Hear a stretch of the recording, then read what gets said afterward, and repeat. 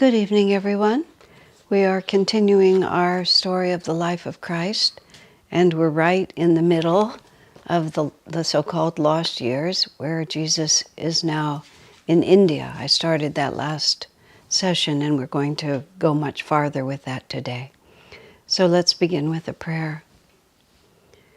Heavenly Father, Divine Mother, friend, beloved God, Jesus Christ, Babaji Krishna, Lahiri Mahashaya, Swami Sri Yukteswar, beloved Master Paramhansa Yogananda, saints of all religions, dear friend Swami Kriyananda, humbly we bow to you all. Help us to feel your presence, the presence of all the masters, but especially be with us, dear Jesus, in this season of your birth and in the eternity of your loving concern for us. Help us to understand on a very deep level the purpose of your life in that incarnation and the enduring purpose of your place on the altar and our responsibility and our potential as your disciples in this life and in who knows how many lifetimes before. We are your children. Guide us and bless us. Om. Peace. Amen.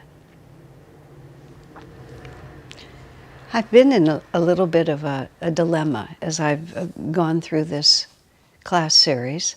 The first class I was really sort of flailing about trying to figure out how to run this, and I think from the second class on I've been more at ease with what I'm doing.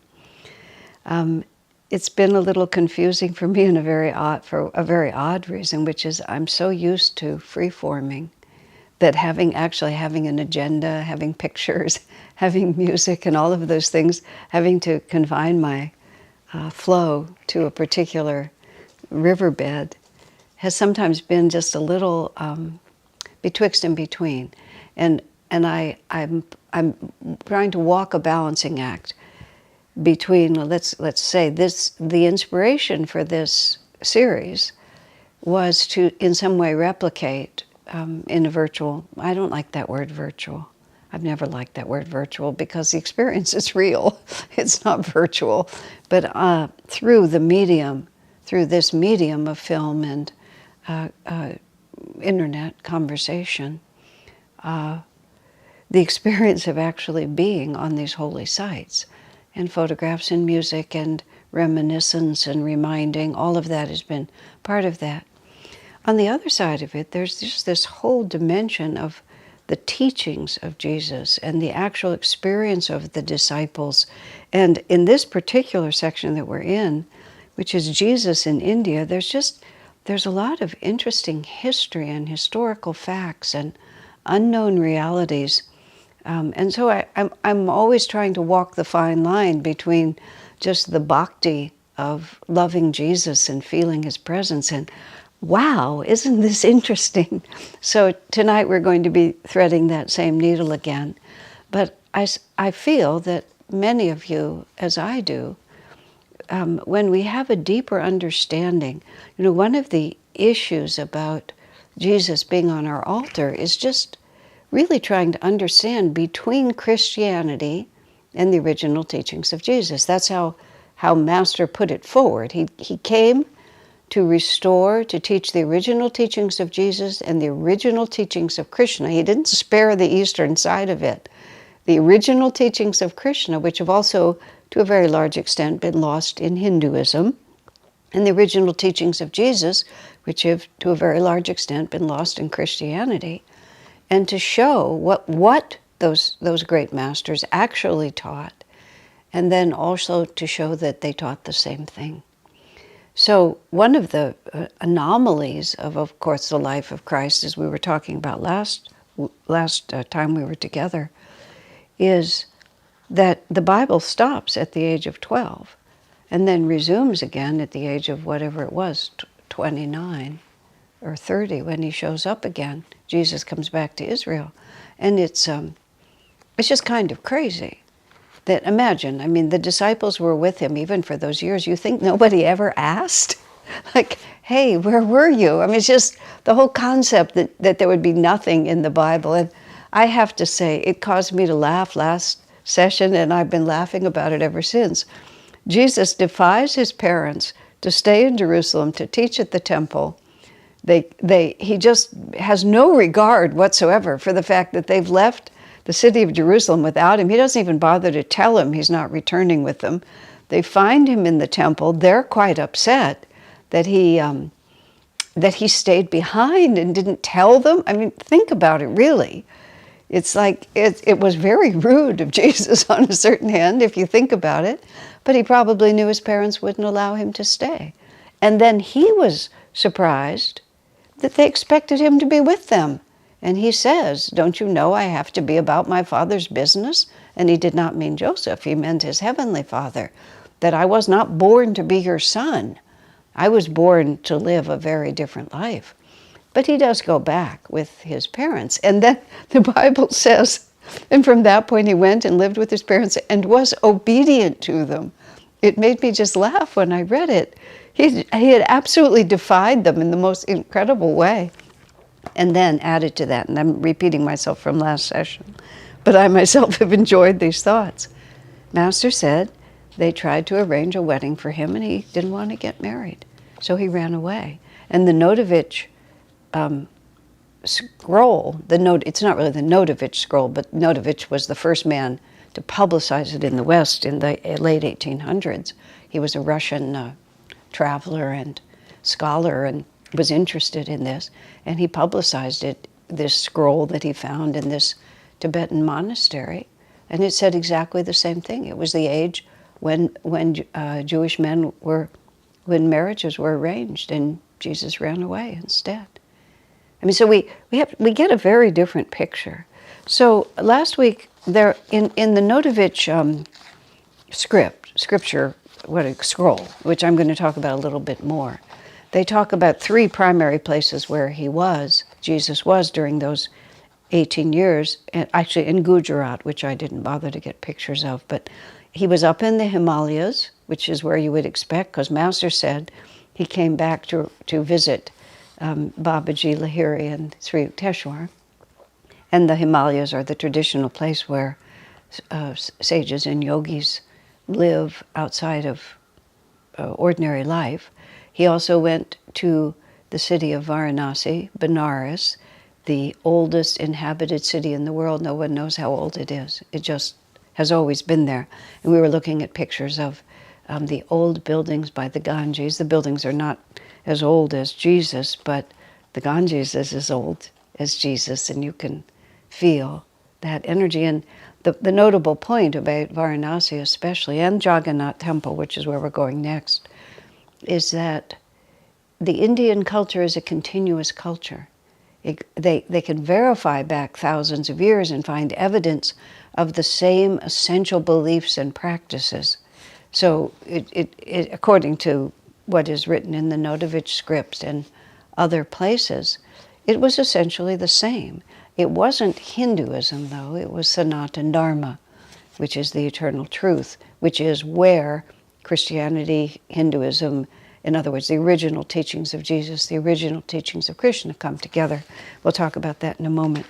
So first, I want to just visit, through photographs, the Jaganath-tempel and just get a feel for that, because that was also a very important place where things happened to Jesus. Now, the Jaganath-tempel, well, we might as well, let's start with the pictures, and I'll just explain it as we go along. Do you want to do I Wonder? Oh, I forgot entirely.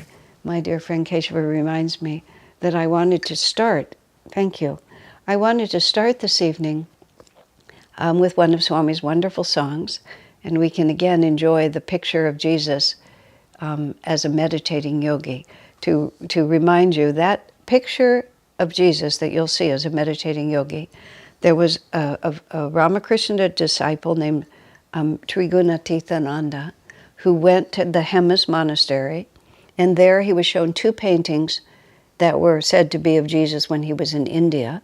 And one of them was him talking at the well to the Samaritan woman, and the other was Jesus meditating with the creatures all around him. And when he came back to America, because even though that Swami was Indian, he was assigned to live in America, he described the picture and had an artist draw it, and that's what this picture is. So this is Jesus in India, and Swamiji's song, "Father, Now That I Wander With Thee," seemed exactly the right way to sort of feel the spirit of that picture. Now, I should tell you, one of the people who helps generally to put this class on the internet, Sai Ganesh, is in seclusion this week. So Keshava's doing double duty, and where that comes in is at various times we have to, in order to show pictures, we have to move you out of the Zoom room, I guess, and then let you back in.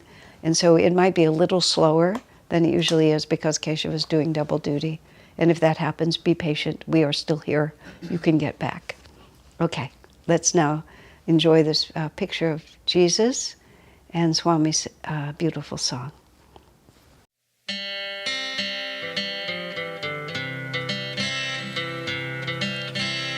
Father, now that I wander with thee, flowers and fields seem alive with thy joy. All that I owned to thee I've given, now I sing in thy love I am free. Father, now that I dance in thy name, birds and animals shared in my song. All my sorrows, all my merriment, join in music to set hearts aflame. Father, now that I wander with thee, flowers and fields seem alive with thy joy. All that I owned to thee I've given, now I sing in thy love I am free. Father, now that I dance in thy name, birds and animals share in my song. All my sorrows, all my merriment, join in music to set hearts aflame. All my sorrows, all my merriment, join in music to set hearts aflame.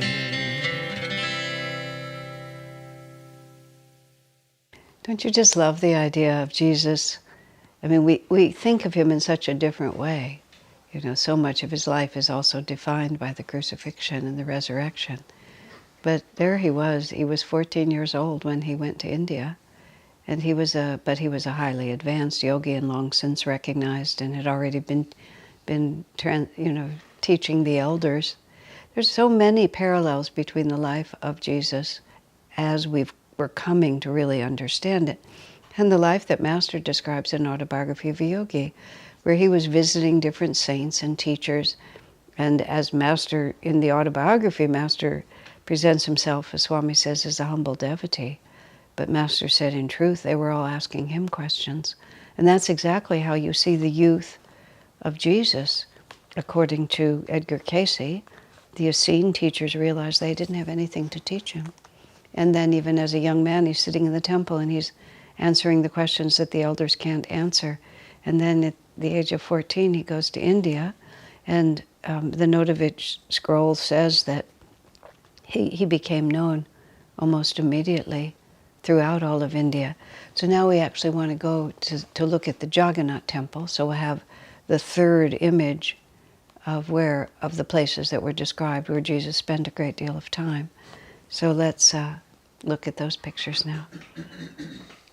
The Jaganath-tempel is located in the city of Puri, which, as it happens, is also the city where Sri Yukteswar had his seaside ashram.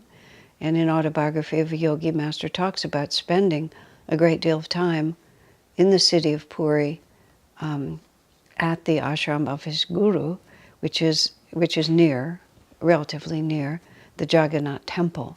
The Jaganath-tempel was built in about the 10th century, but it's been a pilgrimage spot for as long as anybody knows.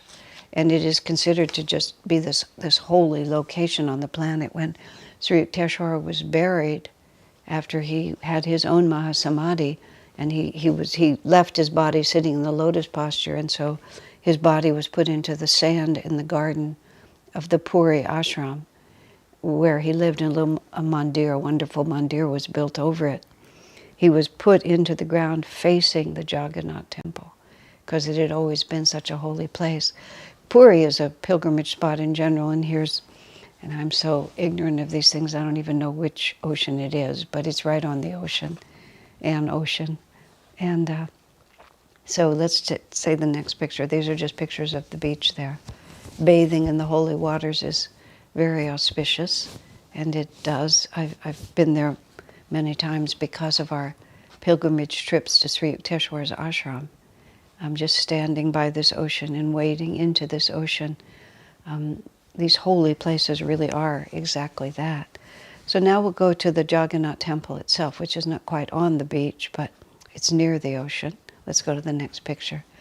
The Jaganath-temple, at the time of Jesus, as I will talk about, and now, is very, very orthodox. And Westerners are not allowed into it. Somebody was reminding me that I believe Swami received special permission to go in. But if you're not born a Hindu, you're not allowed in the temple. When we went there, so this is actually a view that you can get of the temple from buildings that are close to it, where you can stand and you can look in, which I've done many times, but I've never been on the grounds. When our guide heard, in one of our early trips there, our Indian guide heard that we weren't allowed into the temple. He had been traveling with us, and he was so impressed by our devotion and the depth of our understanding of the culture of India that he just couldn't accept that we wouldn't be allowed in. So he actually went to the priests and the officials, and he argued that we were as Hindu as anyone he knew, and that we certainly had the proper reverence and should be allowed in.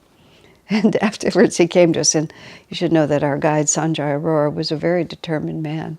He said, no, absolutely no way, no price, no influence is ever going to get you into that temple. And this is relevant because later, when I start talking about Jesus' time there, because the prejudices were just as strong and firm when Jesus was there, and he ended up on the outs with these very priests or their ancestors. So this temple is dedicated, and we'll see the image in a minute, to Lord Jagannath, the Lord of the universe. And inside the temple there, and I'm just saying this because I've been told, there's 3 images, and they're carved out of wood. And it's Jaganath and his brother and his sister.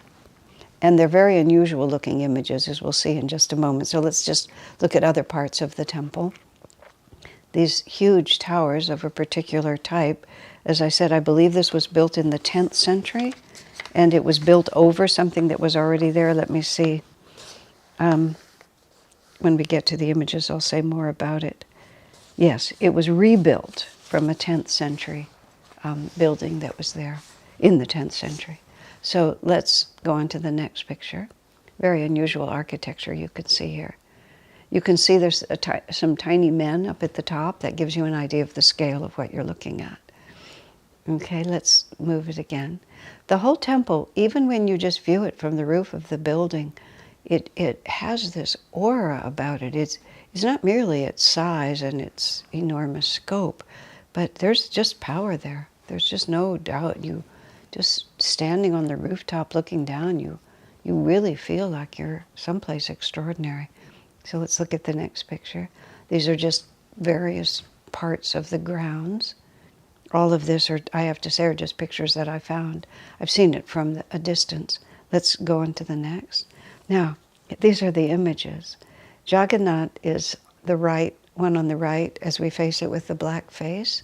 That's his sister Subhadra with the yellow face, and his brother Balabhadra with the white face. And Jagannath's eyes are round, representing the sun and the moon, they say. And his brother and sister both have almond-shaped eyes. These are carved out of particular kind of neem wood, and very unusually, I mean, they're not, as you can see, they're not complete. They don't have arms. They're primarily the faces. Let's go to the next picture because you'll get some idea of the scale of these. See how big these images are?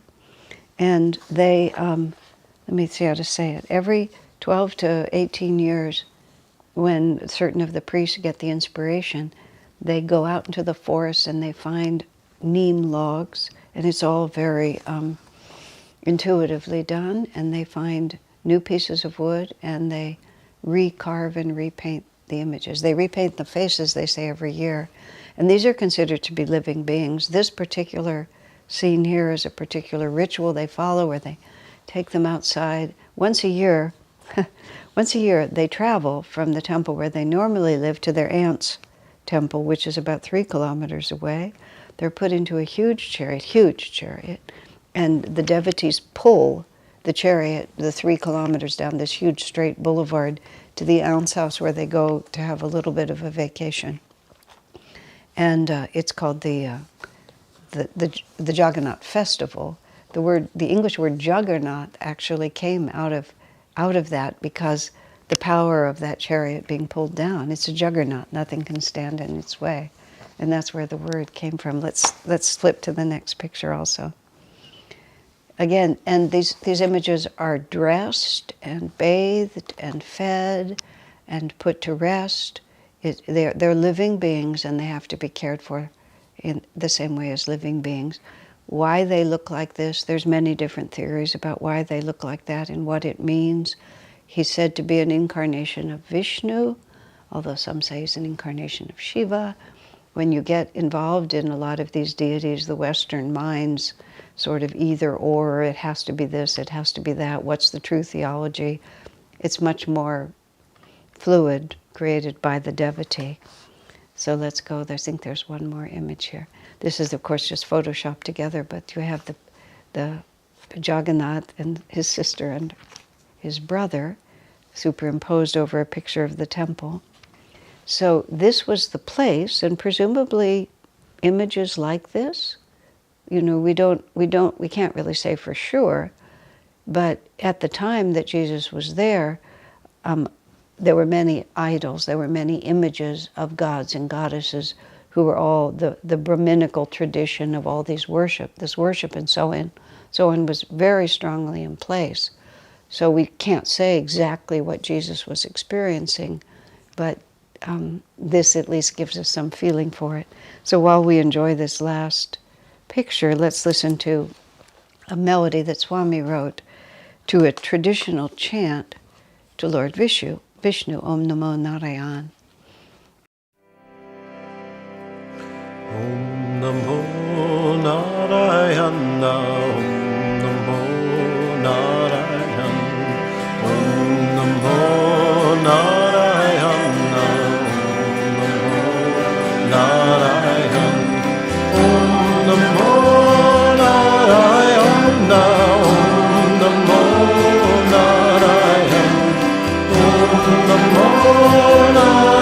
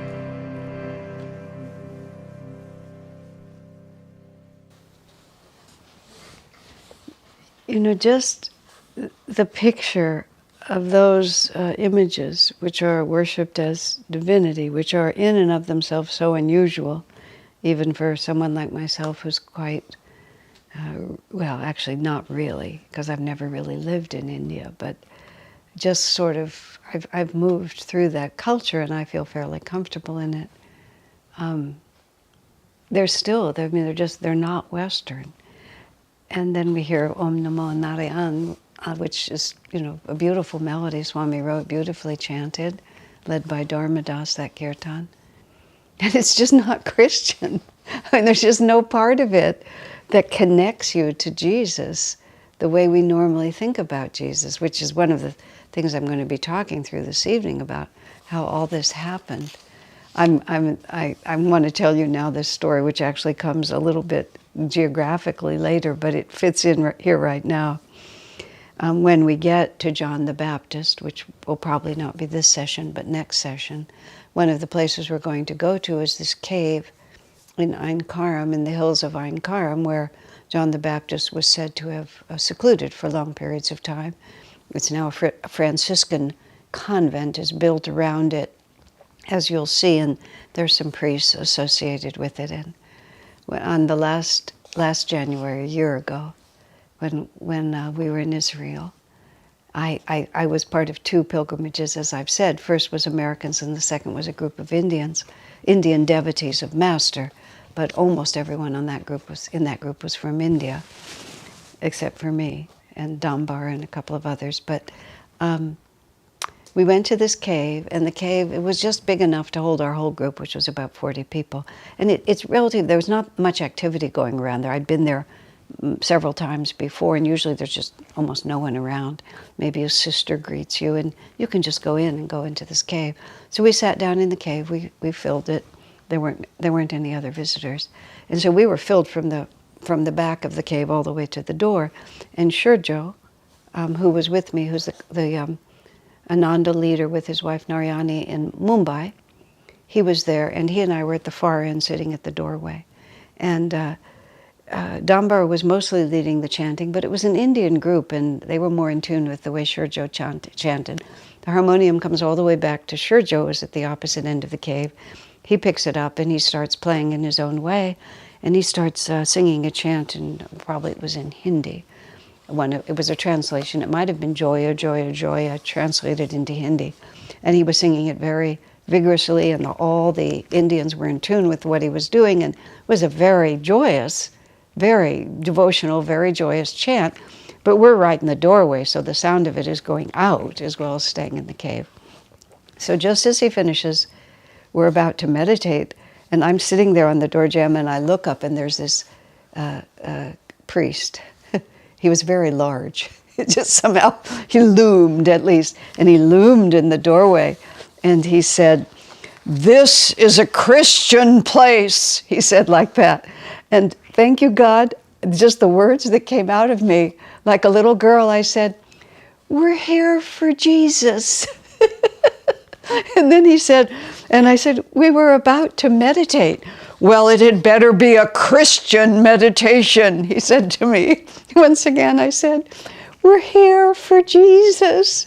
And there was nothing he could do, so he had to sort of humph a little bit and then stomp off. But afterwards I just laughed. Of course, it was a perfect response, and it was given to me by God, but really. But here's the history of all that. So now let's talk about the history of that, about sort of how we got there and why Master incarnated to fix it. We really have to understand that Master incarnated to fix this. And it's one of the things he specifically stated. This is what I'm here to do, because it's just been so confused. And Hindus are just as prejudiced.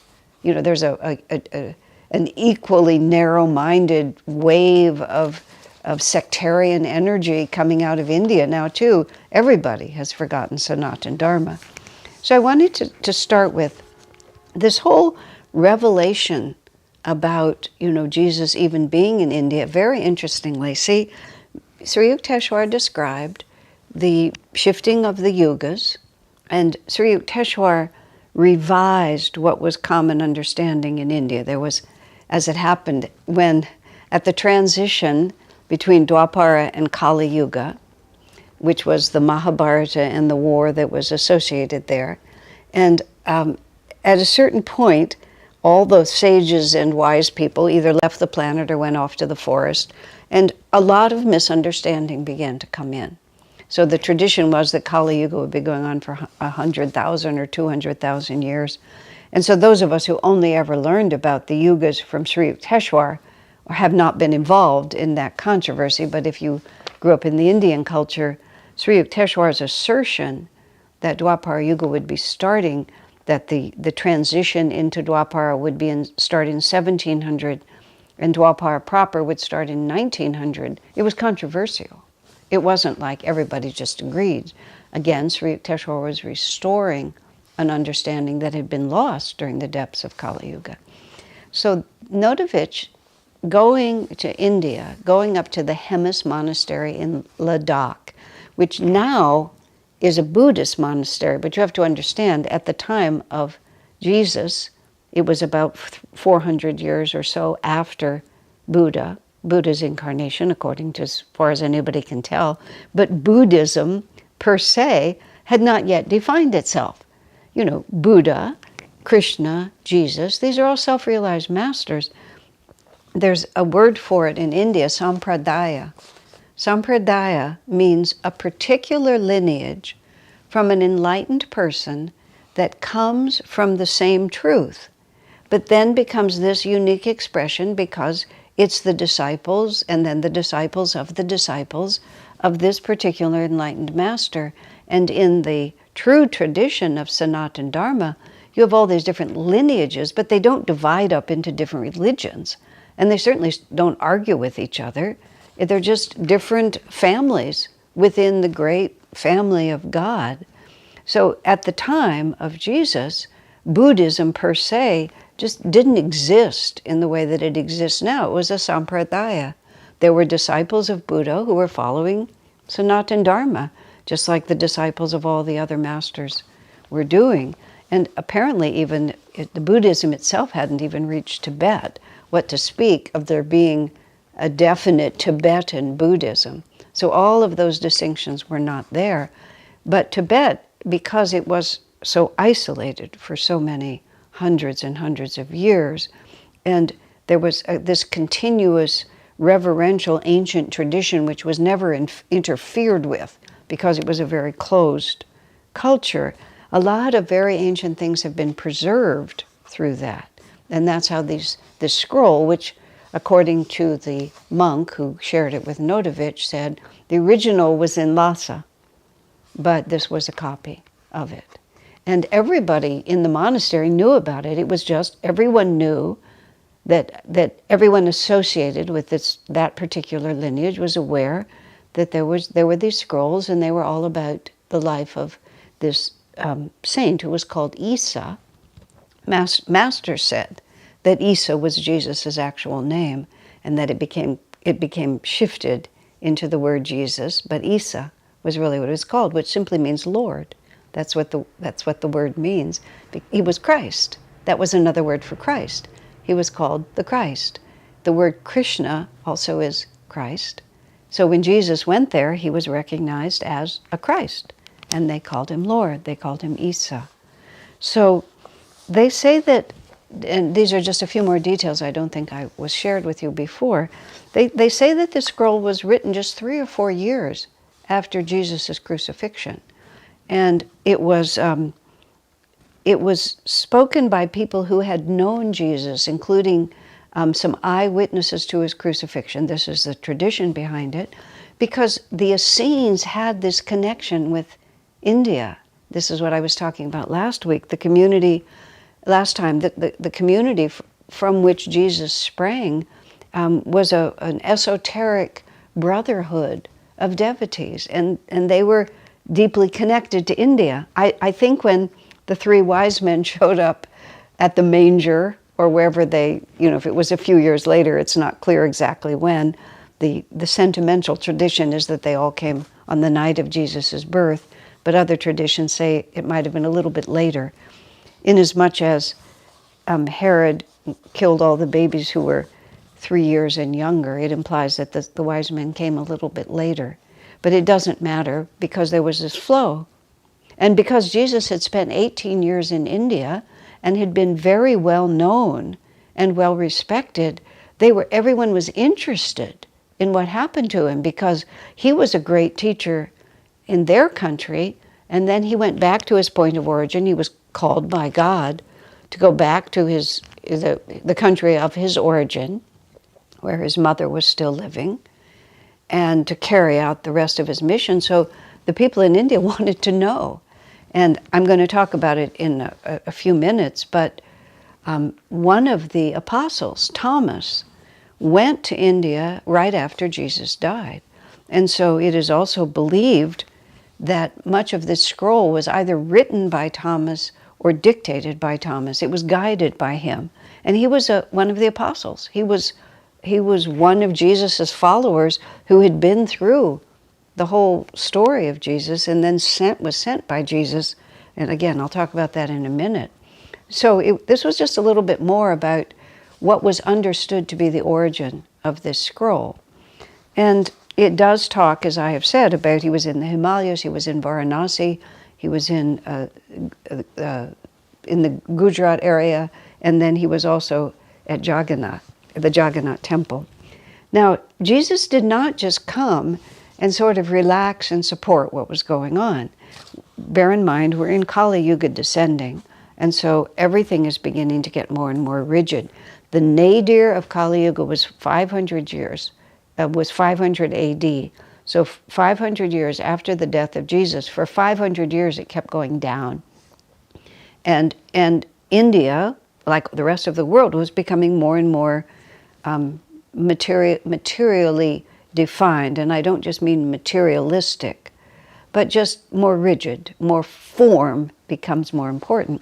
And the caste system, which was originally a spiritual aid for people to understand, it was a template for understanding levels of spiritual development and how best to work with one's own nature or work with the nature of the people around you to help people rise. But as Swami described it, and as Kali Yuga began to descend, those who were at the top of the caste heap, especially the Brahmins and the Kshatriyas, it started becoming hereditary. Rather than based on a person's actual nature, it became hereditary. And of course, the children of Brahmins are not necessarily Brahmins, but the Brahmins enjoyed all this status and they wanted their children to enjoy it. So gradually, instead of it being an avenue to freedom, it became an avenue for oppression. And the more, the farther away the caste system got from the real divine inspiration of it, the more the Brahmins became the custodian of religion. And of course, that's a position of tremendous power. And the more the Brahmin caste becomes hereditary, the more power the Brahmin caste has, the more the original intention, which is a Brahmin is someone who is a servant of God and is in tune with divine inspiration, it becomes about power and position.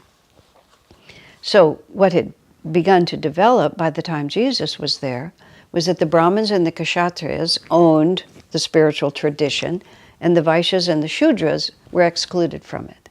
Now, this had its origin point in truth, which is at the Shudra level, the esoteric philosophy can actually be confusing instead of helpful. But once it's all hereditary, it's not happening that way anymore. So the Brahmins and the Kshatriyas are owning these higher teachings, and the Vaishyas and the Shudras are specifically excluded from them. Jesus didn't really think that that was such a great idea. So he started teaching everyone the same teaching. And in the Notovich scroll, which I'm reading this from Abbot George, his website, the Original Christianity, Original Yoga. He calls it OCOY. And it's fascinating to peruse. I talked about it last week, and I'm working from things Master said, things that are in a film by a man named Richard Bach, who was a Sai Baba disciple who drew from other sources. I'll talk to you about it in a moment. Abbot George, Edgar Cayce, Swami Kriyananda. And I'm convinced myself that there's sufficient truth in this. But Abbot George, who actually has an English version of Notovich's scroll, which Notovich himself published, but he warns us that it's been translated from whatever the original language is into Tibet, into a language called Pali, translated into Russian, into French, into English. So the history, the way Father George puts it, he says the history is probably true. The teachings, the exact wording of Jesus' teachings could easily have been changed. But it's the history that really interests us because we know Jesus' teachings from Master. We don't have to go back to this original scroll to know. There's nothing in there that's inconsistent at all, of course. But the history of it is that Jesus saw socially oppressed people, which is exactly what happened when he went back to Israel. He saw that the Romans were oppressing, and there was a priesthood in Israel and in Jerusalem that was just like the Brahmin priesthood, which is they had gotten into a position of power and money, and they were controlling the spiritual lives of everyone else, and they were controlling it as much for their own benefit as they were for the benefit of the people. And Jesus was an avatar, and he was not going to accept that. So he freely associated, just as he did in Israel. See, the story is just the same. He freely associated with the lower caste people, and he freely broke the rules by sharing the scriptures with them and sharing the highest teachings with them. And of course, they loved him for it because he was one of them. He was a great saint. He loved everyone. And in the scroll itself also talks about how exceedingly lovable Jesus was. It's very sweet that he had a very loving and a very gentle nature. The person described is very much the person that's described elsewhere. And it was said to be an eyewitness account of the disciples who knew Jesus in Israel, who was exactly then the same man, and then those who knew him in India spoke of him this way. But when he finally got to the Jaganath-tempel, and he was not cooperating with the Brahminical traditions there, he had a great deal of power. Spiritual power. Now this is exactly the same story that plays itself out in Israel, is that Jesus was giving people the direct truth, and he spoke against too much reverence for the idols. Swami talks about the true understanding of these images is that they are an expression of the ideals of the divine. They give a focus for the spiritual truth. For example, Ganesha, which is not part of this conversation, but Ganesha is the elephant-headed god, and Ganesha is the remover of obstacles. And so when you have a difficulty in your life and you want God's help, Ganesha is your messenger. You speak to Ganesha when your particular need is for the removing of obstacles. This is really not at all different, although the Catholics would never accept this, from declaring so-and-so is the saint of lost items, or so-and-so is the saint of television, or so-and-so is the saint of automobiles. These are all true things. And so if you have a particular need in that way, then you appeal to that particular saint. Well, the deity, so to speak, it was the same thing. It was just ideal aspects of the divine are personified. This is all necessary in Kali Yuga, because in Kali Yuga, it's not possible for the consciousness of man as a whole to understand these abstractions. They have to be translated. Thus the epics, thus the deities, thus the incredible stories about the deities. It all actually works really well. I had a very interesting experience of this when I was at this temple outside of Delhi. I forget now what we called it, but whatever we called it, it wasn't really even the name of the temple. But it was a very lavish, multi-acre place with a lot of different temples to different aspects of the divine, and some very nice art, bas-reliefs, carving on the walls that had incidences from the life of various saints and from the epics and things like that. And I was sitting in one of those temples that happened to be round, and some aspects of the story of perhaps Lord Rama were described picture by picture. And I was sitting there, and a group of what I will call villagers, and that's the word that other Indians would use, meaning people who were less educated, who still lived in a simpler way. And this temple served those people a lot. They came in, and I don't know if they were even literate.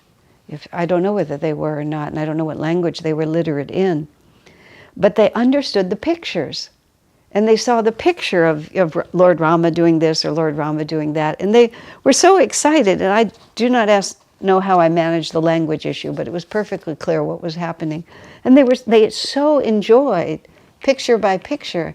And you could see that it was all very inspiring to them because it reminded them of these high principles. Master himself talks about his spiritual education and his ethical and moral education came from his mother telling him selected incidences from the Ramayana and the Mahabharata, and sometimes she would discipline him by referring to those events. So there's a real place for it, but it was distorted, and Jesus felt that just as when he came back to Israel, the laws were being used to oppress the people rather than to liberate them. And in India, the Brahminical traditions and the ritual worship were being used to oppress people rather than to free them. And so Jesus just cut through all of that. So what happened to him at the Jaganath-tempel was he gradually enraged the Brahmins, because all the people were beginning to follow him and not listen to them. They saw an erosion of their power, and they planned to kill him. They just needed to get rid of him. I'm sure they had created a belief that he was a heretic who was a threat to the religion. That's how it always works. But what happened was the Shudras warned Jesus that there was a plot afoot, and they spirited him out of town, and he just left town and went into another part of India. Now, there's even more that's told. According to Edgar Cayce, Jesus was in India from the time that he was 14 until he was 26. And then for 3 years, he went to other countries nearby, specifically and especially Persia and Egypt, both of which were were places where there were very high and wise sages and saints, and the true teachings of Sanatan Dharma were still in place. Cayce talks about the pyramids and just a deep understanding of many principles that Jesus also immersed himself in at that time. But it was all the same. It was the same Sanatan Dharma teaching. It's not like Jesus went around in a sort of eclectic way, picked up a little of this and a little of that. It was all one explanation is it was all the Essene Brotherhood, or whatever you would call that, where these spiritual people all knew each other, and he moved from place to place. Now, every time I talk about this, I don't want us to move into a far-fetched reality. Think of Ananda.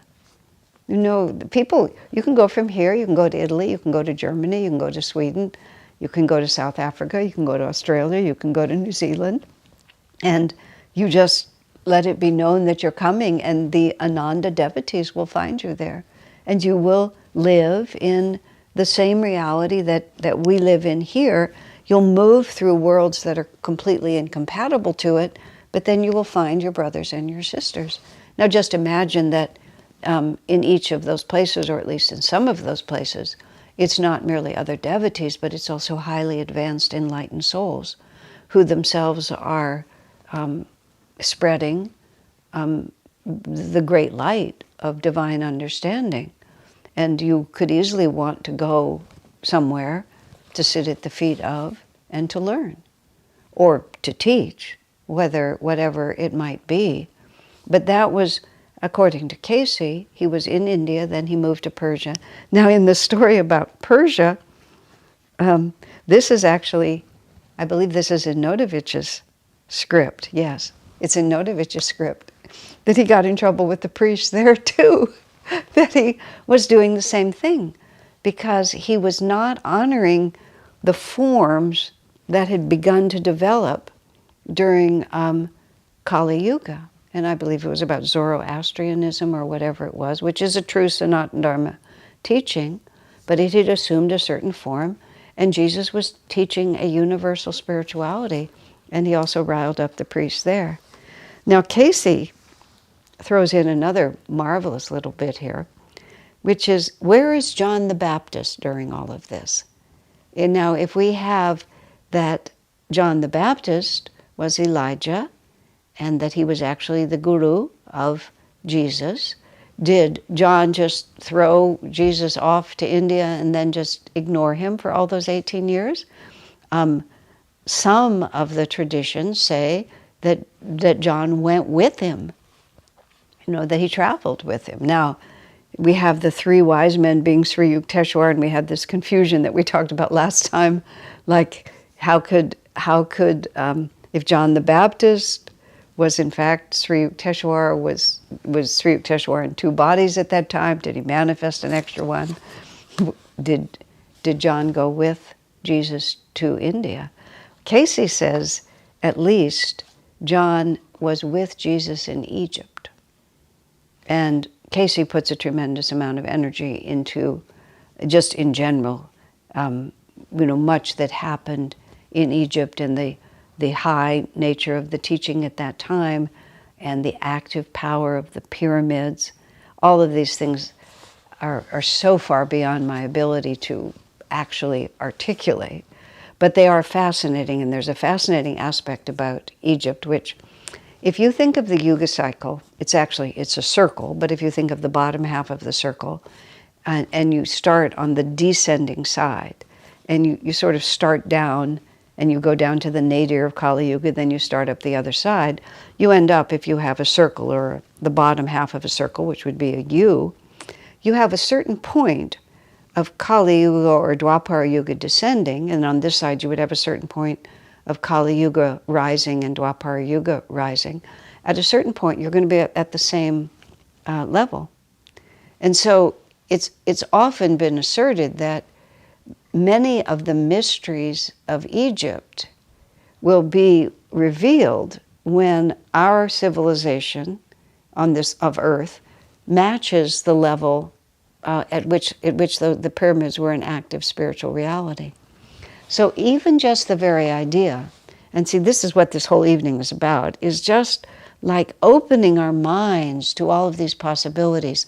I cannot be definitive, but I can just open all these windows and sort of say, and Master said this, and Edgar Casey said that, and the Notovich scroll said this, and I don't find it necessary to bring any of this to a focus, because we have Master to really present the teachings of Jesus. We're not desperately trying to either prove that Jesus was a self-realized master or any of that, but what I'm trying to do for myself, and I hope you enjoy it too, is just like, there's just so much more. There's so many more possibilities here, and the real story is so much more interesting than these sort of rigid tales that we're working with.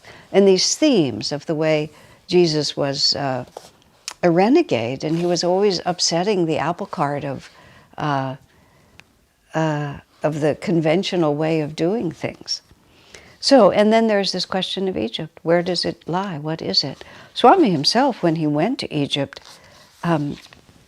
he didn't go with any real expectation, but in fact he had very deep experiences there.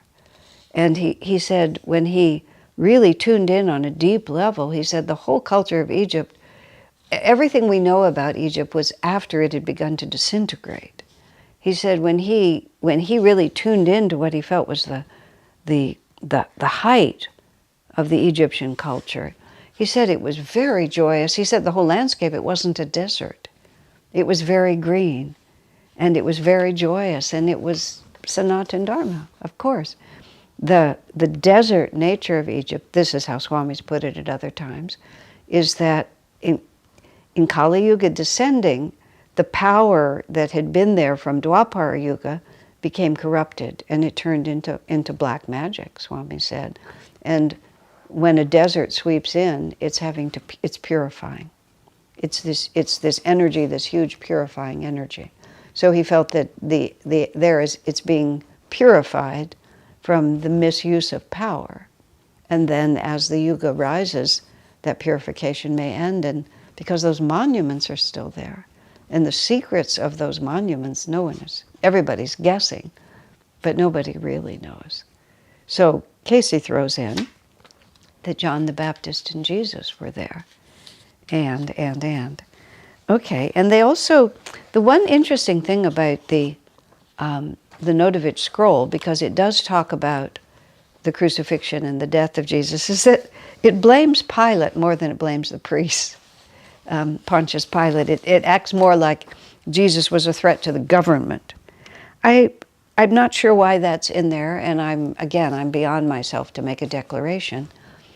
But generally speaking, it was too true, both in Jagannath and at the Jaganath-tempel, and also in Persia, according to this, and you'll see in a few moments Thomas the Apostle too. It's other religionists who see the power of a spiritual person.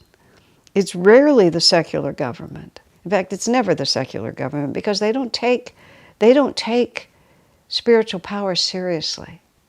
They see armaments and money, and rabble-rousing crowds. I mean, that's what politics and government is about. When someone is just preaching divine love, there's tremendous power there, but it's much more of a threat to a corrupt priesthood than it is to a government. But it's an interesting point. The story is pretty much the same, except the priests in Israel come off a lot better than they do in the Gospels. So it was just an interesting change. Now, so having said all of that, now I want to talk about, and this is a little out of sequence, but I think it's helpful right in this context to understand. So it is a known fact that after Jesus died, the apostles were now 11, because Judas had betrayed, so they had been 12. Now they were 11, but they elected a 12th apostle. So the 12 apostles were there, and they were empowered on the day of Pentecost, and then they were inspired to carry the good news of Jesus' life and resurrection out to everyone who would listen. Now, this is all happening within the Jewish community. This is all happening primarily within the Essene community, within the Jewish community. This is relevant when we get much later, when Jesus comes back to Israel. But they all got together to decide who would go where, and this is in the Acts of the Apostles. This isn't secret esoterica. But Thomas, who was known as Thomas the Doubter at one point, because when he was told that Jesus had resurrected, he said, "Until I see with my own eyes and can put my hand into the wound on his side," he said, "until then I won't believe." So they called him the Doubter, and then Jesus appeared to Thomas and said, "Here, put your hand into my wound." And then Thomas did believe. But before that, now I'm hesitate for a moment. The story is always told as if the assignment was given to Thomas before Jesus' crucifixion, rather than during the days after the resurrection, because Jesus appeared to the disciples for 40 days afterwards, intermittently for 40 days. But all the disciples were trying to decide where they should go and what they should do. But Thomas was not part of that discussion, because he already had his assignment, and his assignment was to go back to India, which is exactly what he did. He didn't stay in Israel like the others did and preach to the synagogues and try to, because for a long time Christianity was Judaism, and it was just the Messiah has come. It was the fulfillment of Judaism, and they tried to go to the various synagogues. That's a later story, and they weren't successful, and that's how it became Christianity, is that the people in the synagogues rejected them, and they were not going to be silenced, especially not Paul. So he went out and he converted others. But meanwhile, Jesus, there's no Jewish context for Thomas, because Thomas just goes to India. He goes to the south of India. There's some stories told about Thomas resisting and Jesus having to appear and force him to go, but I don't know whether that's true or not. So I had I had the interesting thought when I was reading this, because if Master was in fact Jesus, we can't help but ask the question, where was Swami Kriyananda during that incarnation? And many people tried to say that Swami was St. Paul, because there are parallels. Swamiji has carried the teachings of Master out in a way that, exactly in the same way that Paul did. Paul was at odds with his fellow disciples because he was doing things that they considered heretical, which is carrying the teachings of Jesus to the Gentiles and not keeping it orthodox among the Jewish community. So the life story of Thomas, but Swami always resisted the idea that he had been Paul in a previous lifetime. He had several points for it. One was, he thought that Paul would have been liberated by now, and that he wouldn't have reincarnated the way Swami did. That was one of his stories, which wasn't a very persuasive one. But the other one, he said, was just really funny. He said he never really liked Paul very much. And in a sense, the personality of Paul does not seem like Swami. It's just too forceful. And even in the life of Paul, he was a persecutor of the Jews. I mean, he even murdered the Jewish people who were following Christ because he was protecting the orthodoxy of Judaism, and they were a threat to it. But then he had a vision and so on, and that just doesn't sound like Swami. But Thomas sounds more like Swami. And the interesting thing of having a separate assignment from the Master than all the other disciples had also fits Swami's life. And just interestingly, that Thomas was for India. And when Swamiji had been with Master a very short time, Master talked about taking him to India. And for every year in Master's life, he was going to take Swami to India that year. And after Master died, and they never were able to go, in 1958, when SRF, with Dayamata as the president, decided it was time to go to India, she took Swami Kriyananda with herself and her sister and another nun, because that's what Master had wanted, that he should go to India. And that's why they left him there to teach. I'm just making that up. That thought came to me in April of 2013. In June, I was supposed to travel with Swami to Romania. And I was going to ask him about this theory about Thomas, because I had learned about it in between.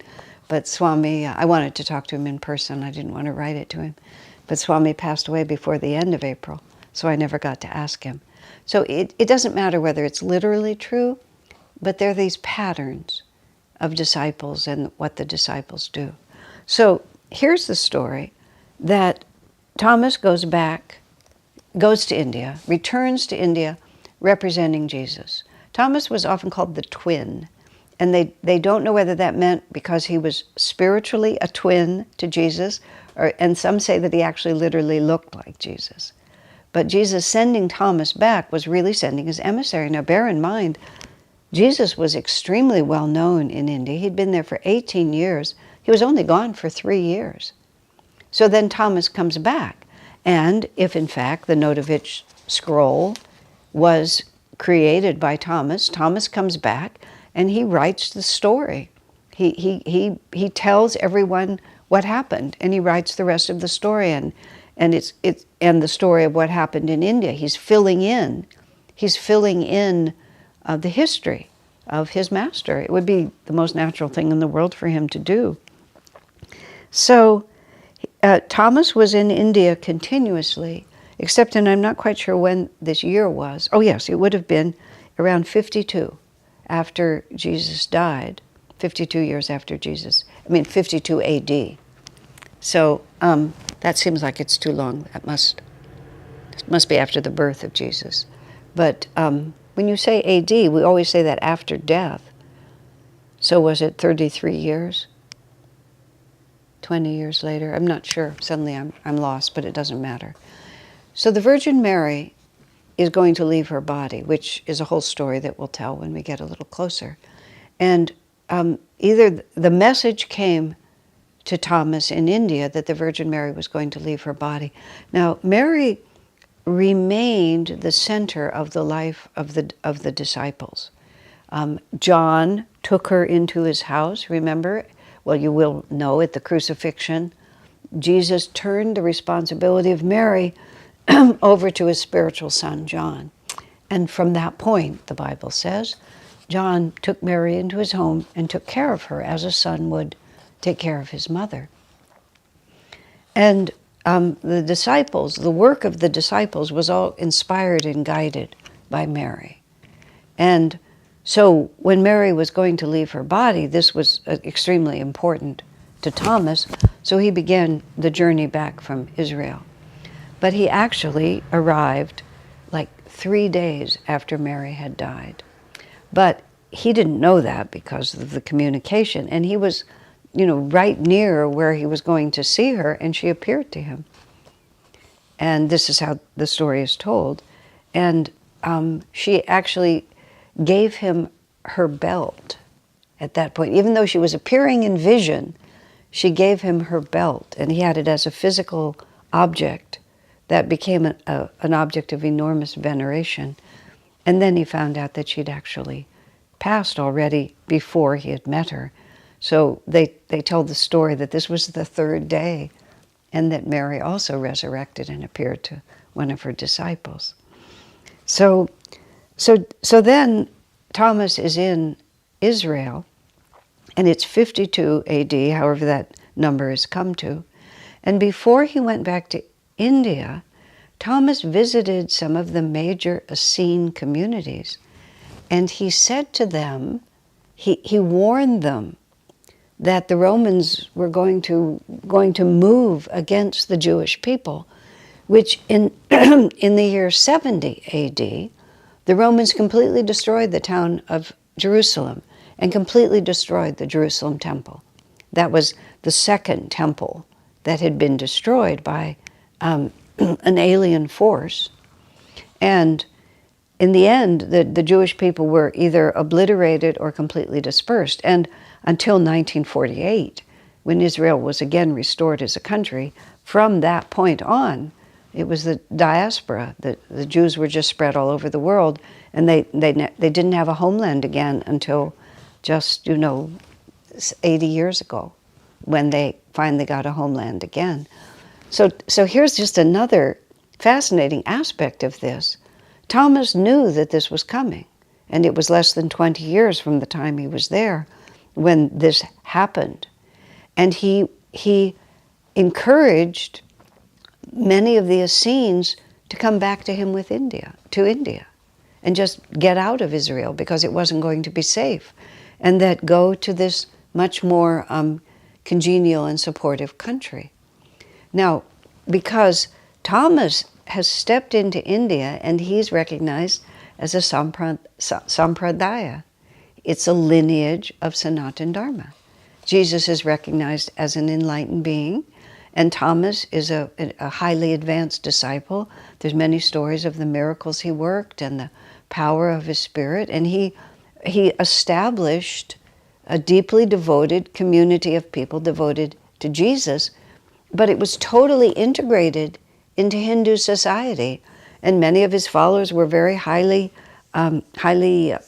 placed, high caste people and Brahmins who continued to be Brahmins because there was no contradiction between what Jesus taught and what they were doing as Hindus. It was all Sanatan Dharma, and this was just another divine lineage. So Thomas said, we'll all go back and live there. And the tradition has that he brought a notable number of people with him who established villages. And if you put the Essene connection, it was just maybe they just moved into existing Essene communities. We don't know. And then in 70 A.D., there was a rebellion, a Jewish rebellion, which was completely crushed. And the Jewish people were simply wiped out. One of the most intense stories about that was at the hilltop of Masada in Israel, the last remnant of these rebels isolated themselves at the top of this very defensible hill. This is one of the great stories of Jewish history, and it's one of the places that you can go visit, where these 900-something men, women, and children, and it's just a mesa on a very flat desert, and even the trail up to it was just a one-person snake trail and straight sides, very, very defensible, very difficult to invade. And in fact, Herod had built a palace up there, and they took over all the buildings that he had. Maybe they killed the people there, I don't know. But then the Romans set up a siege, and then the Romans built a ramp. And they just brought in tons and tons of earth, and the rebels at the top of the mountain watched them building this ramp over a period of months. And they knew that as soon as, because they were vastly outnumbered and outarmed, because the 900 was also women and children, and they knew that there was nothing they could do. So the story is that they chose death before dishonor. And they, as it's written, suicide was a sin, so they drew lots and they killed each other. But by the time the Romans came, everyone was dead, except for 2 women and 5 children who had hidden away and not participated in the death. This is a history that's written by a contemporary historian. So Thomas undoubtedly saw all that coming. And Thomas also, in a very practical way, he needed help. And so he wanted people who had been with Jesus, who understood Jesus, to come with him. And so they went back to India. So now, let me see how much time I have. I think I have time to finish this. So what happens is this completely other branch of the teachings of Jesus develops in India. And it develops as Sanatan Dharma. And over time, at first, there was a little bit of contact with other branches of Christianity, and the phrase began to be that they were Thomas Christians, because they had a different point of view, and they participated in Hindu culture as Christians, whereas in other parts of the world it was all beginning to define itself in a very different way. So what finally happens is, let me get my dates right here. Okay, so there's 2 things that are going on. Let me sort of back up in time to another place. About 300 years after Jesus' passing, when Constantine, who was an emperor, converted to Christianity and converted his whole country into Christianity, it became the state religion. And gradually, once the government gets involved, he wants to organize it. We're not going to be mystics anymore. We're not going to have all these different ways of doing things. We're going to have it all in order. So he called together what is known as the Nicene Council, and he wanted to unify the church and state and make them match more. So they discussed, what would be helpful for that intention and what would not be helpful. And there was this controversy going on. Now we're sinking down into the nadir of Kali Yuga. They're trying to understand what it means for Jesus to be the Son of God, because he said that. But so they decide on a theology, and that theology is that Jesus is the substance of the divine. He was begotten of the substance of the Father. I can't even argue the theology. But what it took out of it is that Jesus was no longer a self-realized master who had been, back many incarnations before, a man like us who had achieved self-realization. He was a special creation of God, and he'd never touched ordinary humanity. This, of course, is a very difficult theological point to defend because we don't understand this, and this was the beginning of the end of everything. At the beginning of Christianity, at the time of Judaism, reincarnation was a Jewish teaching. And there's a few places in the Bible, where it's clear that they still believe in reincarnation. Who was John the Baptist? The disciples say, how could you be the Messiah if Elijah hasn't been born again? And Jesus said, oh, Elijah came, and they just didn't know who he was. And they knew he meant John the Baptist. Now, if John the Baptist is there as John the Baptist, but they know he's Elijah, they're obviously talking about reincarnation.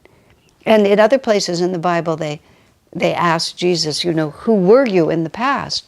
Were you this master or this prophet or that one? All of it's perfectly reasonable questions if you think in terms of reincarnation. And Origen, who was an original Catholic theologian, he said the principle of reincarnation was handed down from apostolic times. The apostles themselves had it. Now, reincarnation is important because that's how a self-realized master becomes a Christ.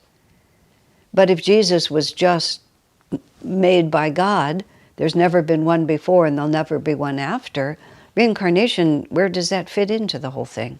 Plus, as Swami often put it, it makes it harder to control your flock if they can just be reborn again and get another chance. So a whole lot of theology started changing around 300, and that became Christianity. But meanwhile, over here in India, these people are not at all involved in that. They're Thomas Christians, and they're just Sanatan Dharma. They're completely devoted to Jesus, but to the original teachings of Jesus. So then what happened is in 1498, now see, we're moving up toward the end of the beginning of Dwapara, but we're not quite there. The Portuguese arrived in southern India. And the Portuguese had a very strong hold of southern India. And in fact, Goa, when India was formed, Goa was not originally part of the forming of India because it belonged to the Portuguese, not to the British. And the British are returning British India to the Indians, but they have no control over Goa. So Goa actually came into India a couple of decades later because the Portuguese held it. And that's why parts of southern India, not all of southern India, but Kerala and the Goa area, they're Christian, they're not Hindu. It's a very different area because the Portuguese came in 1498. Okay, and all of a sudden, the Portuguese are Roman Catholics. And they meet this whole sort of Jesus tradition that is completely outside of, it's integrated into Hinduism. It's totally upsetting to them, to put it mildly, depending. So it took about 100 years, but in 1599, there was a certain Archbishop of Goa, and he invited all of the clergy and the priests and a great many of the lay people, and a certain conflict started developing. There was arguments and persecution, and Portuguese had more power. They were taking over. And it wasn't working well, but 100 years later, the Archbishop of Goa invites all the people who are following Thomas Christianity to come together, and they're going to have a big reconciliation, is what this bishop says. And he wants them to bring their scriptures and all of this, and they're all going to get together. So they all come. All of their scriptures and all of their papers are confiscated, and everything is burned. And then that archbishop, and then he brutally coerced them to either, convert or submit in one way or another. Then that same archbishop went from church to church and just burned everything that he could burn. So that there's there's no trace, just no trace of this history that because they traced it back to the Apostle Thomas. And so how could how could the Portuguese priests defend themselves against a tradition that went all the way back to a direct disciple? So they obliterated it. And that's why it's very hard to find out. You don't have any writings of Thomas. You just don't know much of what happened there, because the Portuguese just completely wiped it out. And then gradually the Portuguese took over the society, and those who remained devoted to Jesus became Roman Catholics.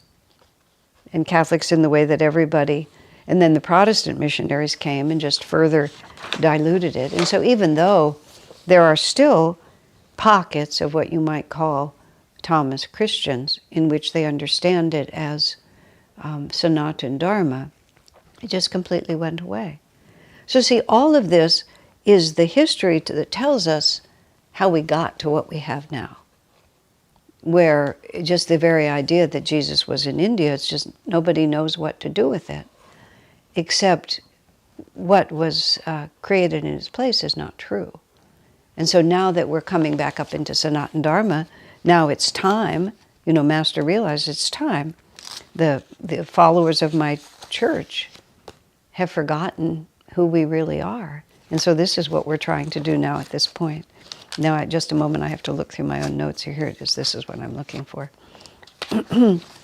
I went to, there's a chapel. Oh, and then finally what happened to poor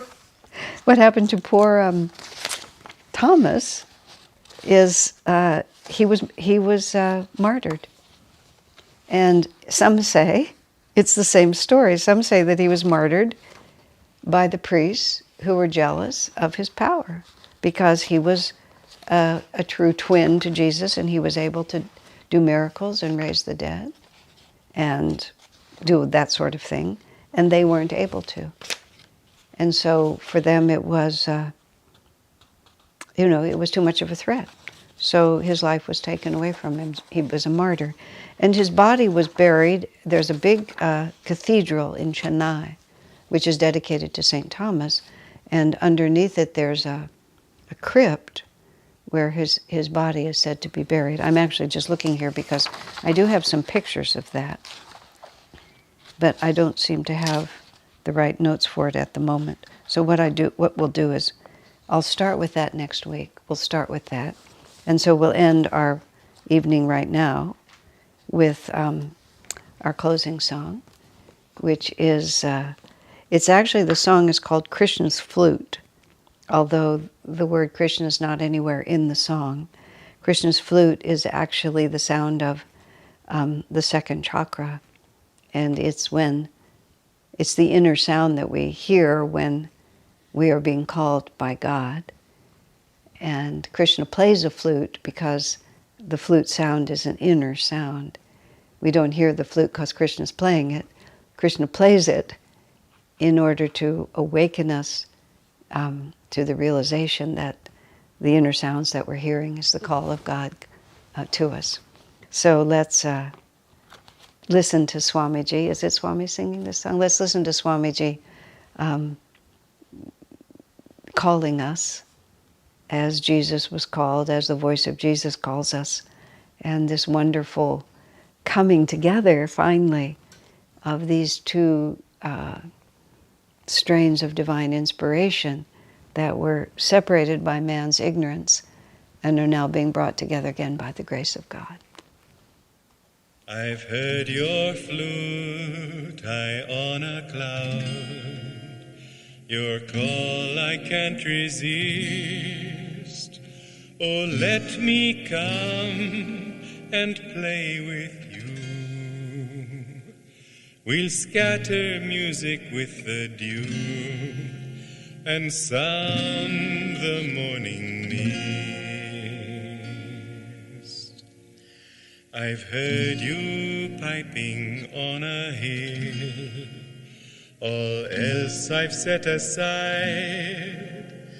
Oh, let us dance the mountain peaks. We'll skip with breezes on the creeks and soar the valleys wide.